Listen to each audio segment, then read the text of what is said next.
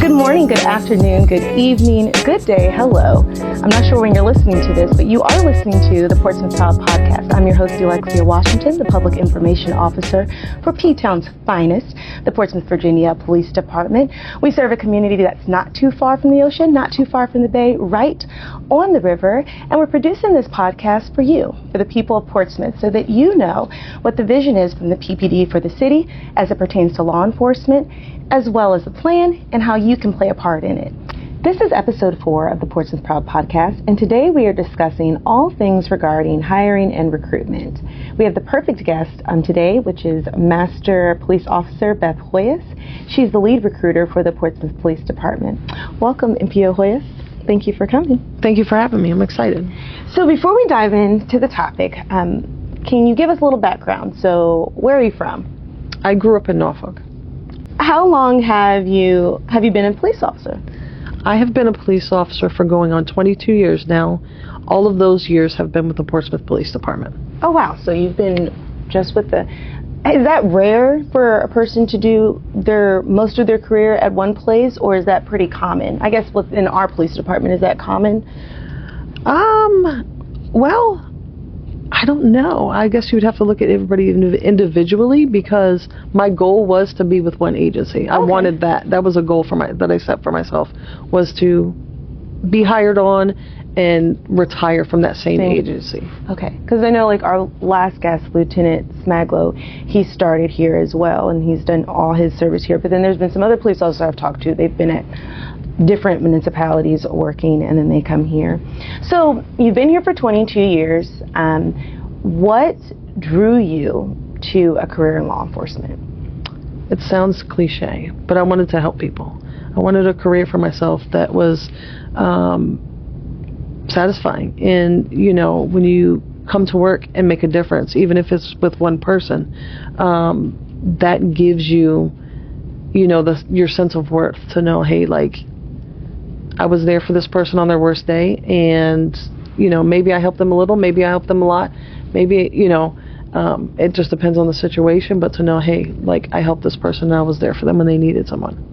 Okay.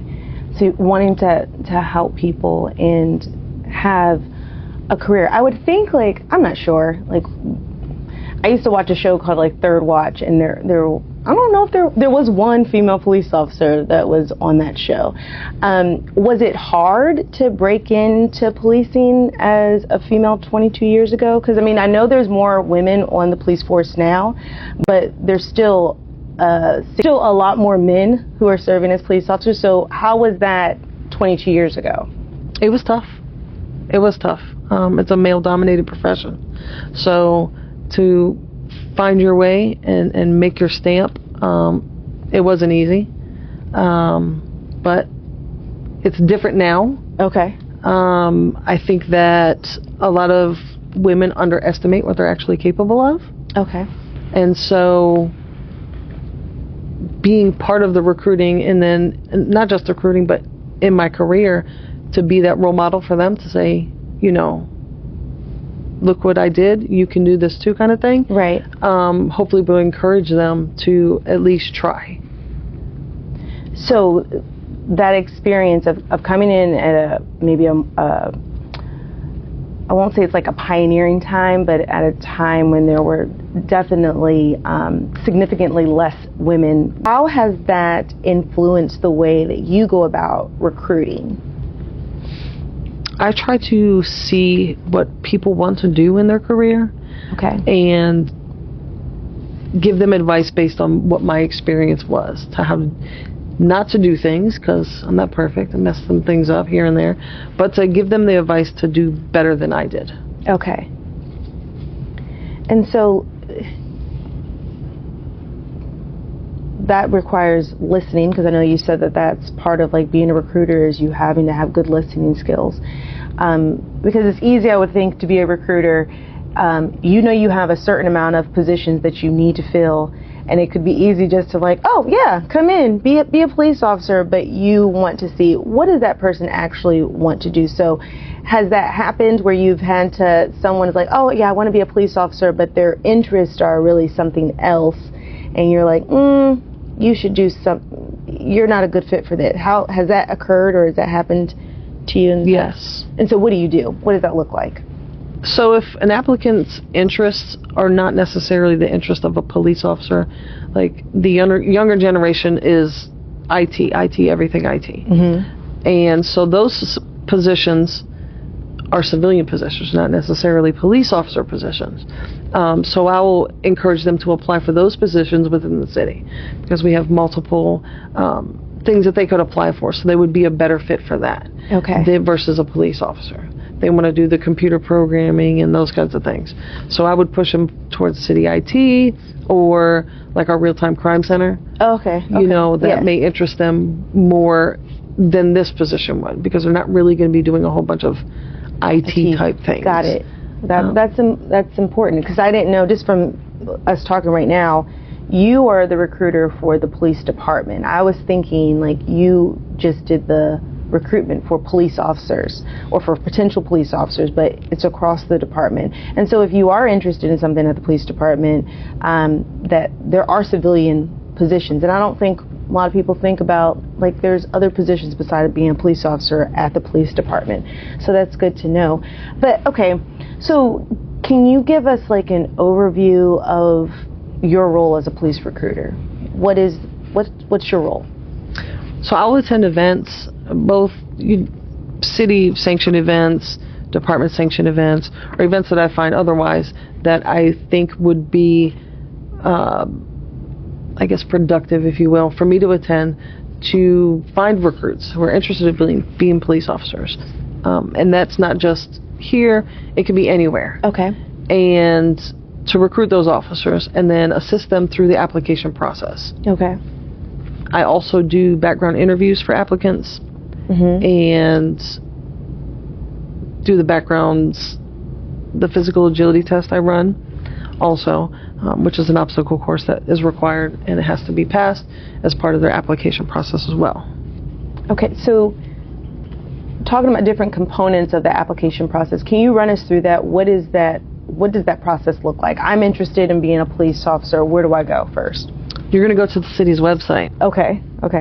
And apply under their employment opportunities. Then from there, your application will be received by our HR person, who will then send you the written exam online. You can take it anywhere, on a desktop or laptop. Very important. Okay, on a desktop or laptop. Okay. Yes. No phones. Do not do it on the phone. Okay. Because if it kicks you out of the test, it automatically shows you failed. Oh, so do not do it on the phone. Yes, okay. Very important. And then from there, the written exam will be submitted. It'll come back to us. We'll receive your application. At that point, your background documents will be sent to you via email. Okay. They'll need to be printed, completed by hand, and returned to our office. Okay. So we have do the application, take an exam on a computer, desktop, or a laptop. No phones. Correct. Do your background information, and then what happens there? The information will come to us. We'll schedule for a physical agility test, which is the obstacle course that's required passing to move forward. What's that look like? Is that push-ups? What is that? That's an obstacle course only. Okay. So it's stairs, fence, a dummy drag, and the run for this obstacle course is from obstacle to obstacle. It doesn't require a run in addition to the obstacle course. Now, is the obstacle course, is it timed on a scale, like certain ages have to finish it in a certain amount of time, or everyone has to finish it at the same amount of time? Everyone has to finish the entire course within 5 minutes. Okay. For it to be a pass. Got it. Okay. Is there any help? Say if you're a perfect candidate, but you might be a little bit out of shape. Is there a program we're going to get you into shape before you take this test? I will work with somebody. Okay. To get them to where they need to be. A lot of people don't have any problems with the course. They sometimes get in their head and question whether they're able to do it. Okay. And we have officers throughout the entire course. Someone's at each obstacle to encourage them, to talk them through it, Okay. Give them tips, the pass, that kind of thing. So like the dummy drag is what everybody gets hung up on. Okay. Because it's heavy. So there's 2 officers stationed there, and they'll guide them through that. They'll talk them through it. The course is demonstrated. Okay, that's nice. Before we start, they walk you through, and then obviously to keep them on track where they need to be on the course. So those officers will make sure that they stay on track and that they complete the tasks properly. Okay. So if they start to, say if they fall with the dummy, those officers will coach them through getting back up and getting back into completing the task. Got it. Okay. I think I would just be nervous about, I don't know how much the dummy weighs, so I could be a little nervous about that, but I would be nervous about like the fence. Are they jumping the fence? Are they hurdling? How do you? So it's a chain link, it's a 6-foot chain link fence. Oh, okay. A lot of people have gone over it. So they've made it so that it's bent a little bit, so it's easier to overcome. Okay. Because that was when you said the fence, I was like, oh, the fence. Okay. So once we pass the obstacle course, the agilities test, what's next? It would be your background interview, your polygraph exam, okay, and your fingerprinting that we like to schedule all on the same day to eliminate a bunch of back and forth for the applicant coming back, for each individual task. Okay, that's nice. That kind of tells a lot about the culture that you're being considerate of people's time, because by the time you become are eligible to become a police officer, you probably have other responsibilities and commitments, so that you're mindful of that. That's important. Tells a lot about the culture.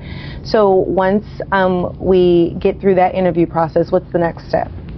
So once you get through the backgrounds, your polygraph, and your fingerprinting, your file will go up to be approved by the chain of command, and then also by the civil service.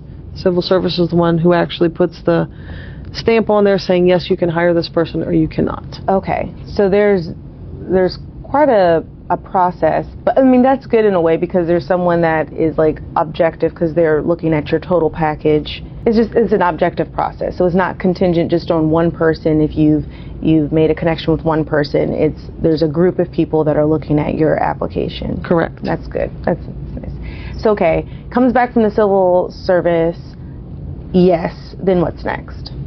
So if it's yes, we can hire this person, then you will be scheduled you'll be given a job offer contingent upon, no, I'm sorry. I'm going to go back. You'll do a panel interview. Oh, okay. You'll do a panel interview.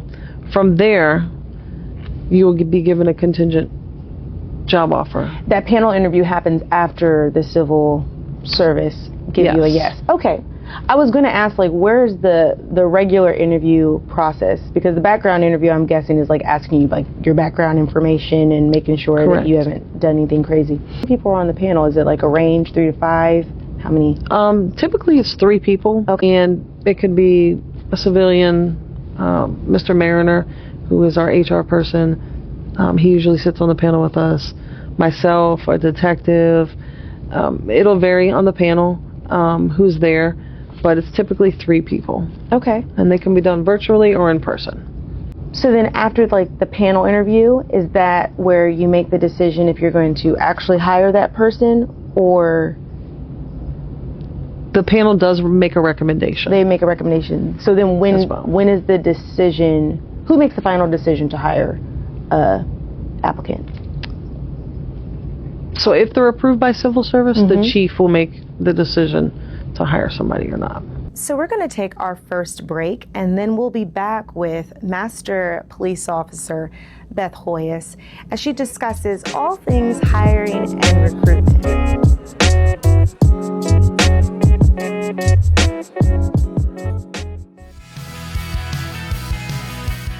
Are you considering a career in law enforcement?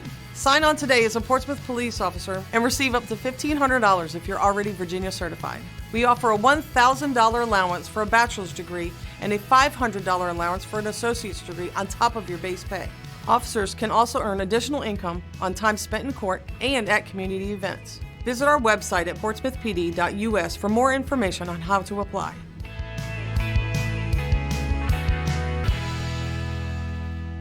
National Night Out will be here before you know it, so mark your calendars for Tuesday, August 6th, and join us at Festival Park for the ultimate community gathering. That's August 6th from 3 to 8 p.m. at Festival Park. See you at National Night Out.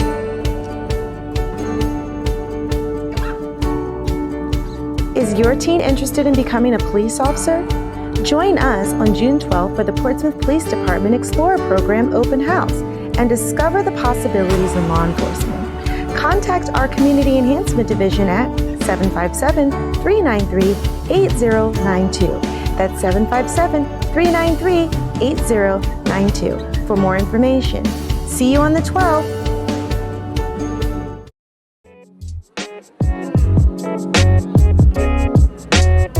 So we're back, and we were just talking with MPO Hoyos about the beginning stages of the application process.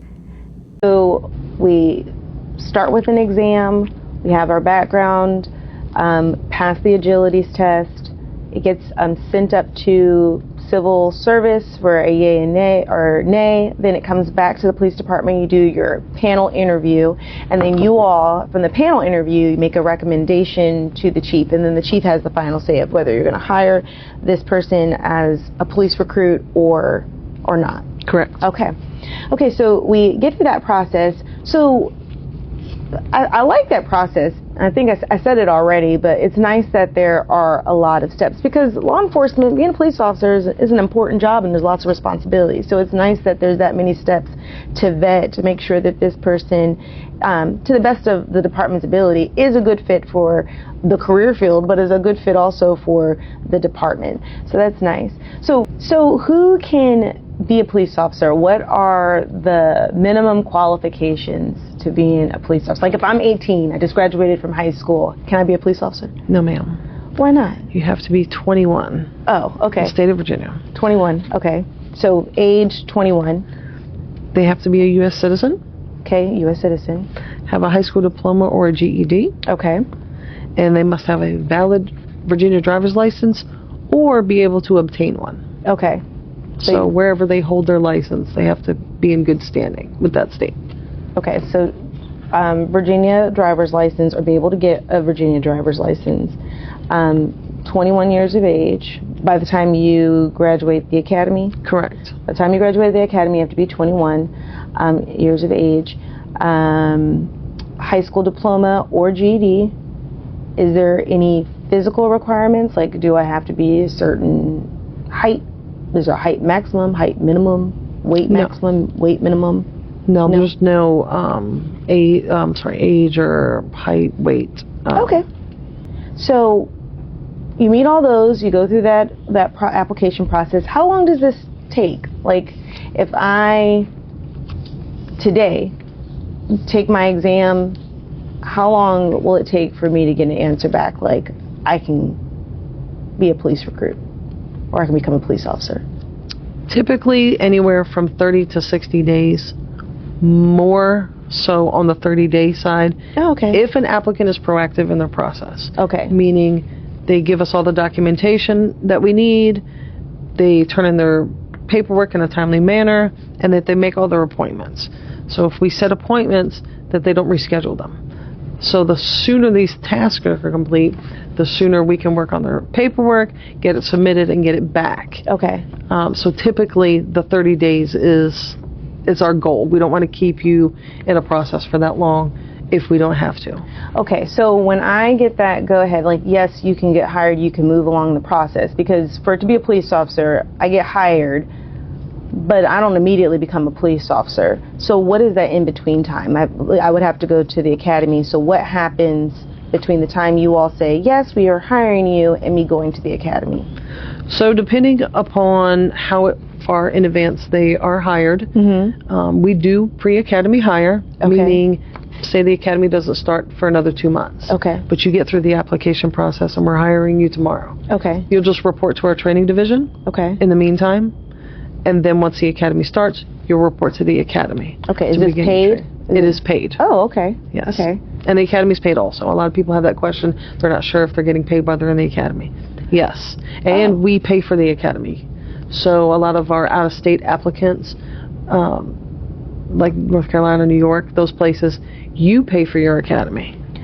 And you're not guaranteed to get a job either. Okay, so here they are pre-hiring you and paying for the academy and paying you while you're in the academy. Correct. And you're guaranteed a job. We've hired because you've been yes. hired already. That's awesome. Oh, that's a good deal. That's a good deal to be pre-hired and for them to already pay for it. Because I do know people who have had to pay for their academy. So then that's going to take about 30 to 60 days. At our department, leaning closer to 30 days, that's the goal, is to not have you in limbo waiting to know if you're going to be accepted or not. And then, okay, so you go to the police academy. What does that training look like? How long is that process? So the basic academy is 16 weeks. Okay. Which challenges each individual mentally, physically, academically, and provides them with the basic skill required to be a certified police officer. So what's being covered in that training? Is it? So it is academic. It's a lot of academic because you need to know the law, what you can and can't do. Okay. To enforce the law, you have to know the law, right? Okay. So it'll be that they receive classroom instruction, and then on a multitude of topics. Okay. Not just the law, but also how to do things. Handcuffing, driving, shooting, all of these different things, and the laws that are applicable to that subject. Okay. Then the officers will be tested in a scenario-based training. They'll be they'll have role players, they'll be given, hey, this is the information we have about this situation, go in there and deal with the situation. So the officer's going to have to use the information that they've learned, the practical type things that they've learned, to go in, address the situation, and to resolve whatever the scenario is. Now, is this like phased? Like the first phase of the academy is more academic lecture style, and then we move to a second phase where it's scenario based, or are these things like working in tandem, where you're one day that week you're having lecture academic type of class, and then your practicum or your lab is the hands-on scenario-based training? Is it happening simultaneously? Simultaneously. Okay, that's so they'll nice. build you from one thing to the next. Okay. And you're going to use this subject and keep building up, but your scenarios are going to be going on at the same time. So say it's driving. Okay. They're doing driving first, so now they're going to go on the driving range, and we need to see that you're driving the way you're supposed to. You're wearing your seatbelt. You're within your policy. Okay. The state law, rather. I'm sorry, as it applies to police officers, because there's a code about how we drive in there. So to make sure that they're doing that, not that you know what it says, but also that you can apply it. Okay. So the academy is a mix of different instruction styles, and you're learning a variety of things. There's hands-on instruction, there's lecture-type instruction, 16 weeks long. What happens after I graduate from the academy? What's the next steps? So once you graduate, you'll come back to Portsmouth and do the post-academy, which is typically 6 weeks. Okay. And in this phase of their training, the new officers are learning the standards and procedures that are unique to the Portsmouth Police Department. Okay. And I always wonder, how varied is that? Is the academy training completely different from what the post-academy training is? Or maybe the better question is, do the different police departments run drastically different from each other? So the academy in Hampton, we're in there with other jurisdictions. Okay. Their instruction there is based on state law. Okay.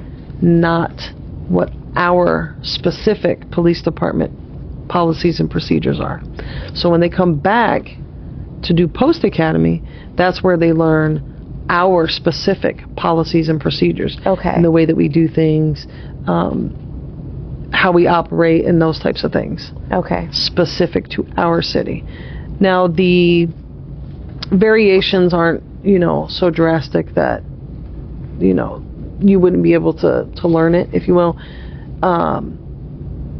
But they need to know how things are done here specifically. Okay. So academy, the instruction is broader because it's based on state law. And then when you get from the academy and you go to your post-academy, you're going to learn about what is specific to your city, your jurisdiction, your police department, how they operate. And that, you said, goes about 6 weeks. Correct. And then what happens from there? What's that process after that? So once they have completed post-academy, they will enter what's called field training, their FTO phase.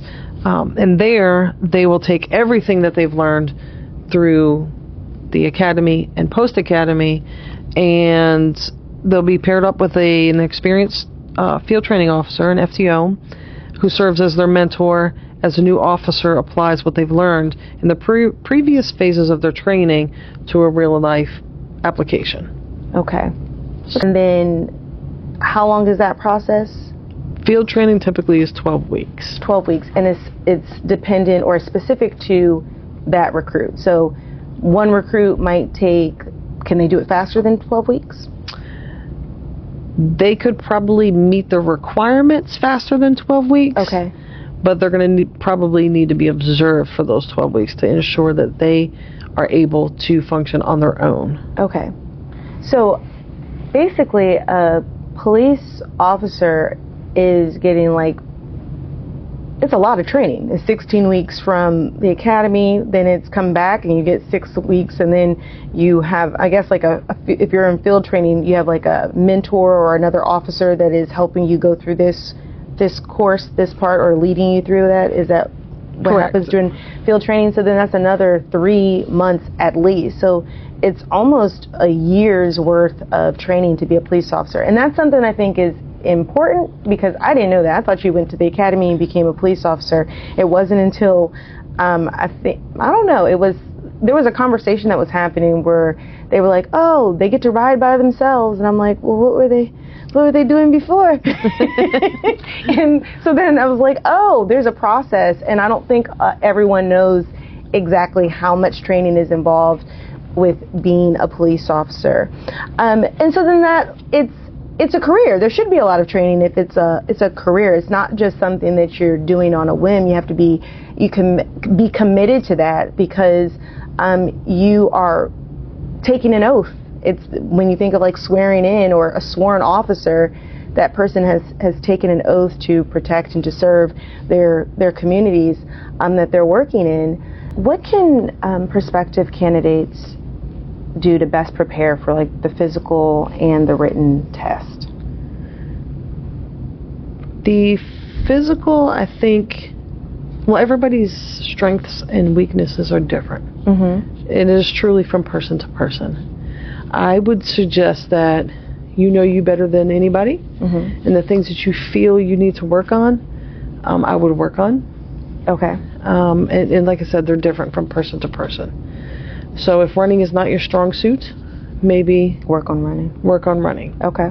And if for females, it's upper body. Generally speaking, we have to work on our upper body strength because our strength is in our legs. Right. And that's nothing that we can control. It's genetics. Right. So I would, say work on your upper body for females. Okay. Push-ups would help with upper body strength. You're going to do a lot of push-ups in the academy.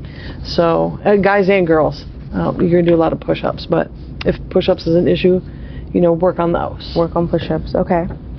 Well, that's important to know. What about the written exam or the written test? Like you said, it covered math and reading and writing. Is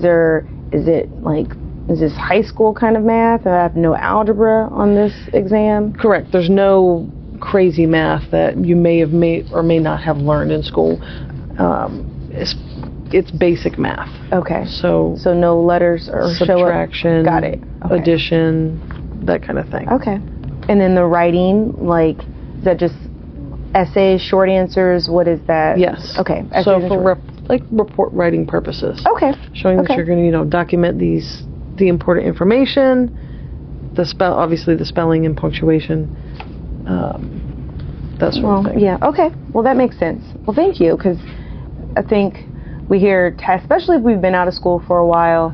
You're like, what kind of writing do I have to do? Or physical tests, how many push-ups? I want to know how many do I have to complete?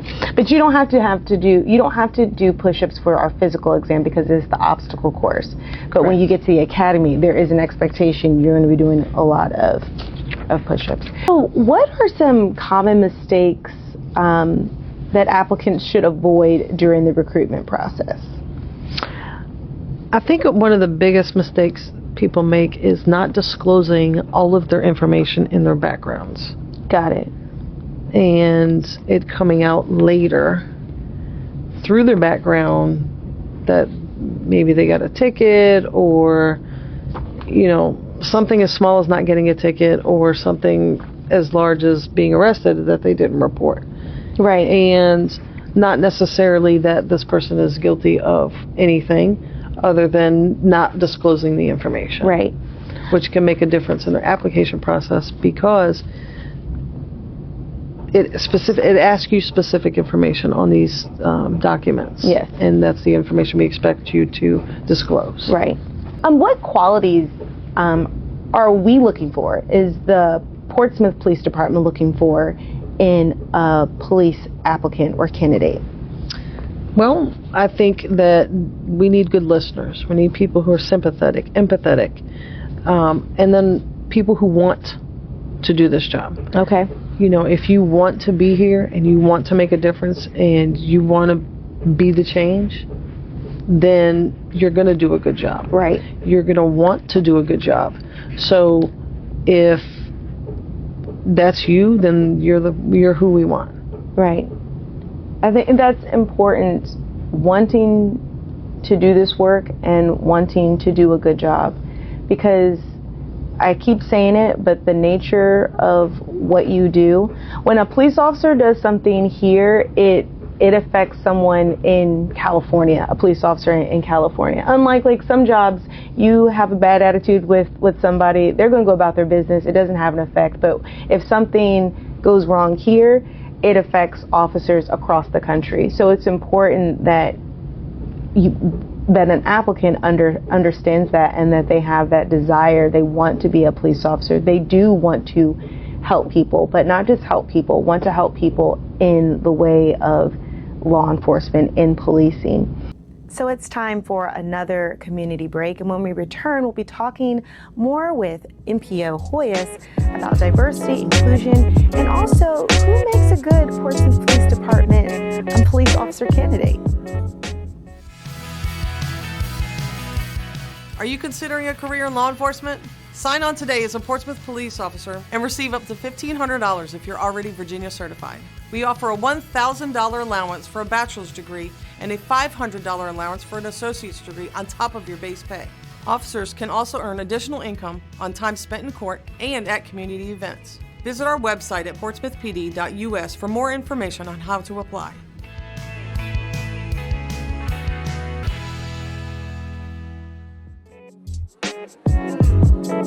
We're back from the break, and we were talking with MPO Hoyos about the application and recruitment process and how you become a police officer in the city of Portsmouth. And now we're just going to make a slight shift in the conversation. We're going to talk about diversity. We hear about wanting police forces to look more, or be more reflective of their community. So we're going to talk about what does that look like in the city of Portsmouth.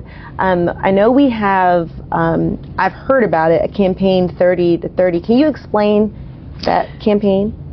So right now we're working on our 30 by 30 initiative. 30 by 30, okay. Currently, women only make up 12% of sworn law enforcement officers. Okay. And 3% of police leadership in the United States. Okay. So the 30 by 30 initiative is a coalition of police leaders, researchers, and professional organizations who have joined together to advance the representation of experiences of women in policing agencies across the United States. Okay. So, when I came on the police department, females, they were limited, and not just females, but also minorities. Okay. So that's one of the really cool things that I get to see being here in the time that I've been here and doing what I'm doing, is to see that shift in numbers, both in females, minorities. It's really cool to see, because, back then it was a male-dominated profession. So for females, there was only a handful here. Right, and I was probably, maybe, I don't know because I haven't done that research, but this seems like it's a targeted, it's an initiative, and it's specifically trying to do something about that female representation, make sure that we do have women and other underrepresented groups as part of our police force. So I know that's the initiative. How has that changed recruiting? I don't know that it's necessarily changed recruiting. Okay. But, or maybe it has in the sense that, we're taking more initiative to go to like events that are geared towards just females. Got it. To say, hey, we're here, like, you can do this kind of thing. Okay. So to show them, and then obviously I'm a good representation of that because here I am. You know what I mean? Right. Like, and just let them know that, I think for females, they hesitate because they don't know what they're capable of. They don't think they can do the job. Right. So I offer that encouragement to them. So it's not changed like the standards of what we're looking for as a police officer. It's changed the venues and where we're doing our recruitment. So Yes. we're going to places that have higher representation of women being at those places. That's where we're going to talk about law enforcement careers. That's how it's impacting our recruitment. What are some of the challenges that you face in recruiting female officers or underrepresented groups as well? I think the biggest challenge is the perception, the negative light that is on law enforcement as a whole. The preconceived notions about what we actually do. Okay. Unfortunately, when one mistake is made, maybe here or somewhere far, far away, we all suffer the repercussions of that mistake made by someone. So to change people's perception and, about what happened maybe near or far, that's not actually what we do. So I guess the challenges they're not really specific to minorities or to women. This is just a challenge. Changing perception is a universal challenge. It's a challenge for everyone has those misperceptions about what a police officer is, what police officers do, what the purpose of law enforcement is. So how do you challenge that? What are when you encounter this when you're recruiting, how do you push back against those misconceptions? Don't take it personal, first of all, because when people are talking to you, they're going to express their feelings and how they feel or think about something. So don't take it personal, because it's not. Okay. And I encourage them to do a ride-along. If you do a ride-along, you will see what they do. You'll hear what they hear. You're going to see what they see. You're going to have firsthand everything. And maybe that'll tip the scales for the person to say, hey, I want to be a part of this. I want to make a difference. Or, whatever motivates them to become a police officer. Maybe that will tip the scale for them to say, this is really not what I thought. Right. And I want to be a part of this. Right. I think the ride-along, I know at least in our city, there are some background requirements, like you can't have, I don't think you can have any felonies in your background to do a ride-along, but you can sign up at your police department to do a ride-along. But I know that makes an impact. One of our chaplains has always said that, she had some misconceptions or wrong perceptions about policing until she did the ride-along, and that kind of changed her whole perspective of what police officers go through and what they do on the day-to-day basis.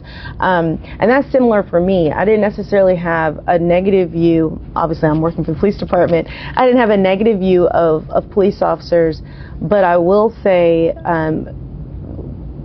going on the ride-along made a difference. And then just with the nature of my job, just seeing the different things that you all encounter every day, it really does change your perception of police officers, but responding, why their responses or the way that police officers respond to different incidents, why that's necessary or what happens. It gives more insight to it. So I would encourage anyone that is interested in law enforcement to do a ride-along. But even if you're not interested, if you kind of have like a critique or something, I would encourage the community to take a ride-along as well, because it definitely is going to change the way that you view policing and give you better understanding of the purpose of our police officers.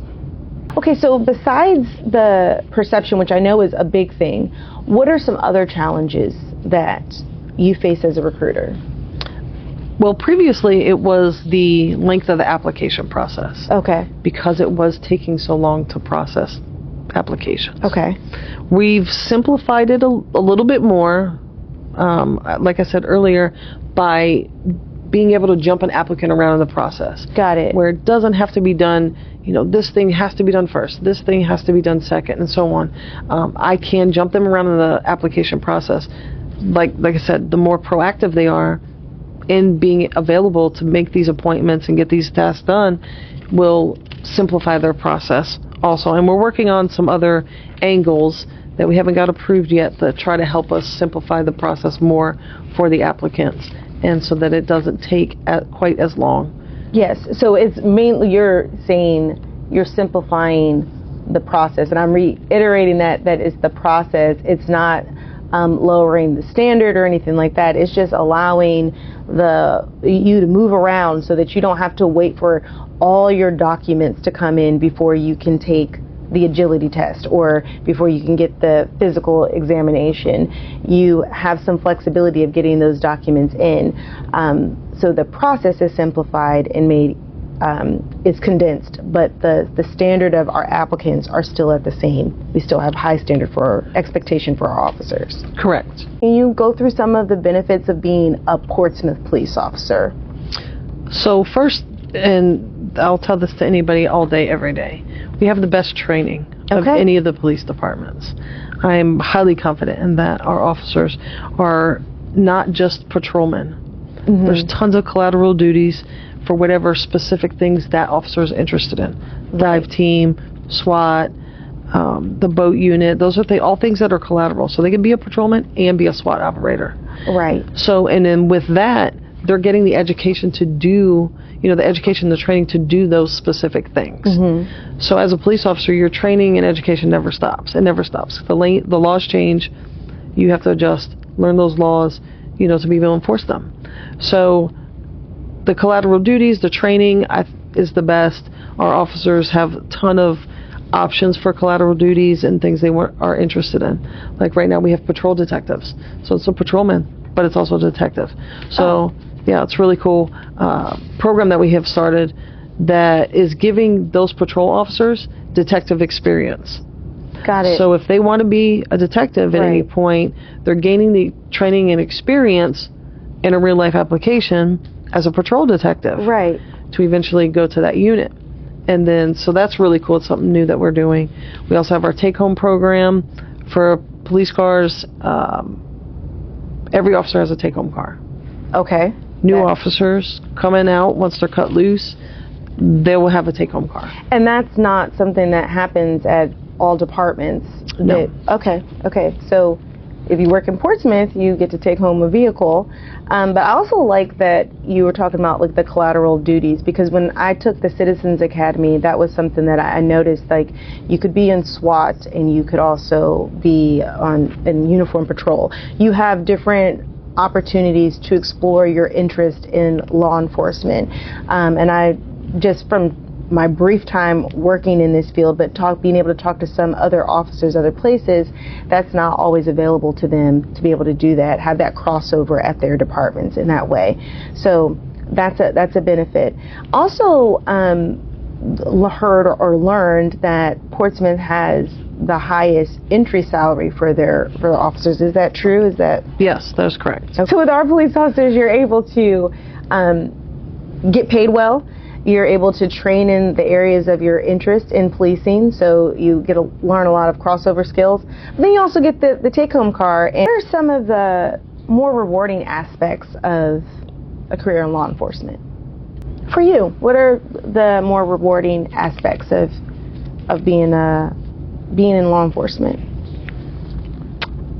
obviously my cliche answer of helping people, not, people within the agency also, not just citizens, being an example for females to say, there's a lot of backstories to a lot of things, but to be that example, to set an example for them, encourage them to, give it a go. If this is something you want to do, to like encourage them and then help them through the process and help the new officers coming in to train them, to teach them and, ensure that they're successful too.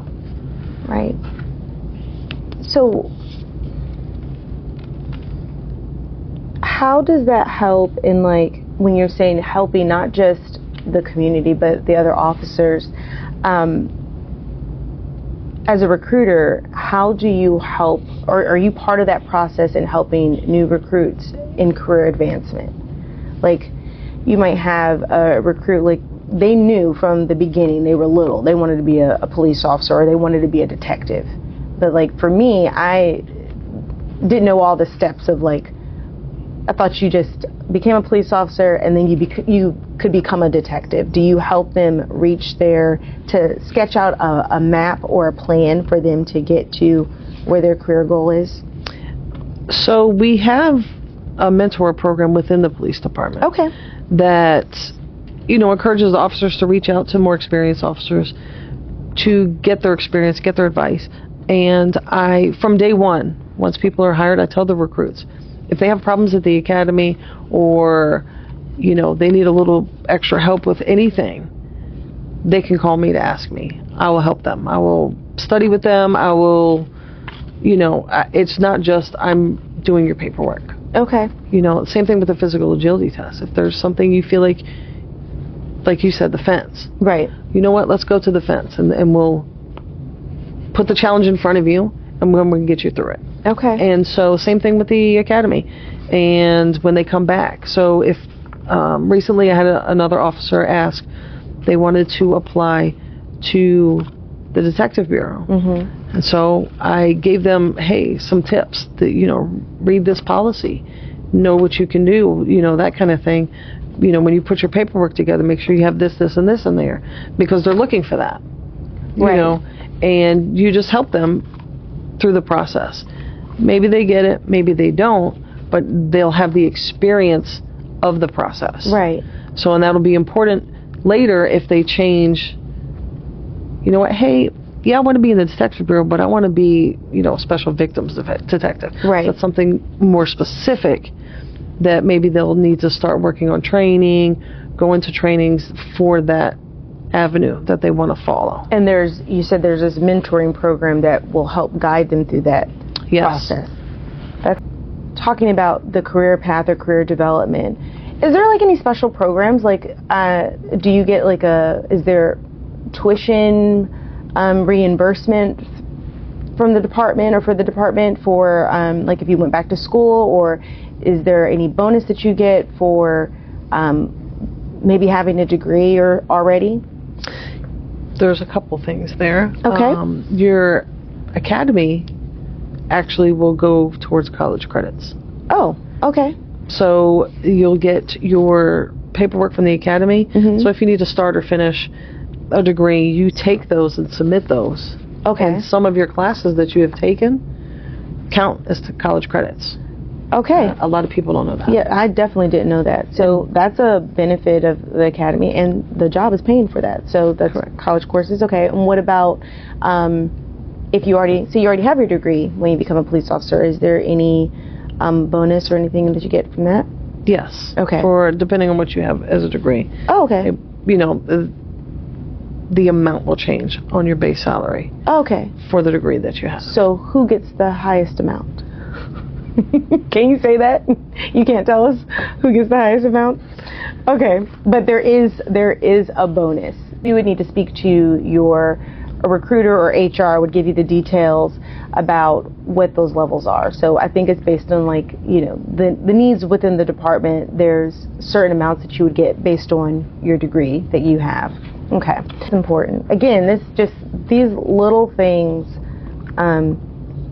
speak to the culture of the department, and it kind of gives you this is important information to know about the place that you're going to spend a significant amount of time at every day. You want to work in an environment that is supportive. We were talking with Lieutenant Smaglow last week about policing and police well-being and mental health, and having like the peer support groups, that there's someone that you can talk to, and that young officers know that there's someone that they can talk to when they're stressed about something, or they're having difficulty processing something that they've seen on a case. It's also nice to know that you have support career-wise. It doesn't have to be the extremes of seeing something heinous, but there's support also in your career advancement, on your career path, or taking a test. You have support, and that's important for everyone to know when they're looking for a new job or they're looking for a new career path. We're now going to take our final break, and then we'll be back with MPO Hoyos, and she'll have final words for us.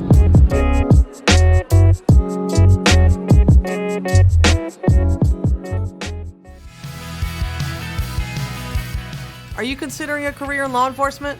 Sign on today as a Portsmouth police officer and receive up to $1,500 if you're already Virginia certified. We offer a $1,000 allowance for a bachelor's degree and a $500 allowance for an associate's degree on top of your base pay. Officers can also earn additional income on time spent in court and at community events. Visit our website at portsmouthpd.us for more information on how to apply.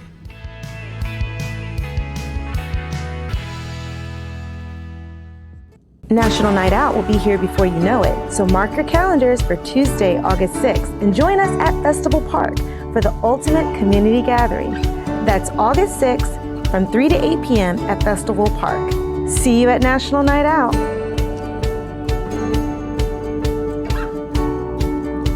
Is your teen interested in becoming a police officer?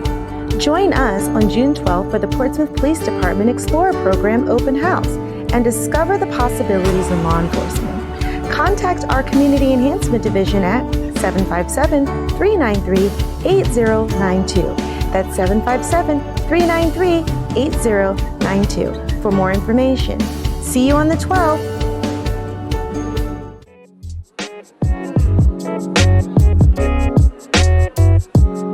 So we're back from the break, and we've been talking with MPO Hoyos.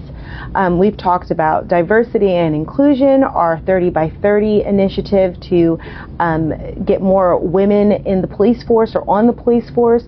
We've talked about the application process of how to become a police officer in the city of Portsmouth, as well as what it looks like after you return back from the academy. We're coming to the end of this, but I want to give the final words to MPO Hoyos.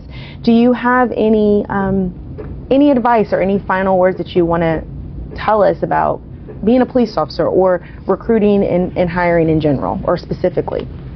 I just say be the change you want to see. Okay. If you want a difference to happen, be a part of the process that makes it happen and apply, and if you have questions or any concerns at any point, you can contact me at any time. Mm-hmm. My email is ppdrecruiter@portsmouthva.gov. If you just shoot me an email and say, hey, my name is Joe and I got some questions, give me a call and I'll call you. That's not a problem. If any questions they may have, concerns about anything, I'll be happy to answer them. That email goes directly to me. It doesn't go through any channels. So once you email that address, it comes straight to me. There's no filtering. So if you're interested in becoming a Portsmouth police officer, you would reach out to MPO Hoyos. She is the lead recruiter for the police department, and again, her email address is ppdrecruiter@portsmouthva.gov. That's ppdrecruiter@portsmouthva.gov. And she definitely will return that email, and you can contact that email to get the phone number to call her, and if you have any questions. Well, I just want to say thank you so much for taking time out to talk to us today about hiring and recruitment for the Portsmouth Police Department. And I want to say thank you for listening. Remember, this is your city, this is our city, so let's work together to make it great.